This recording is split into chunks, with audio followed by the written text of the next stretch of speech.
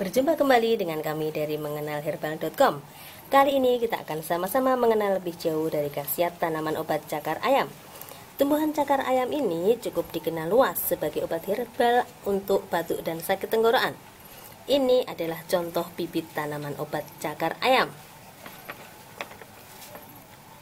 Selain berkhasiat untuk batuk dan sakit tenggorokan, masih banyak lagi khasiat tanaman obat ini, yaitu antara lain untuk menurunkan panas, melancarkan aliran darah, antitoksik, menghentikan pendarahan, mengobati koreng, mengurangi bengkak, batuk, infeksi saluran nafas, radang paru, tonsilitis atau radang amandel, hepatitis, infeksi saluran kencing, perut busung, keputihan, patah tulang, rematik, dan diare.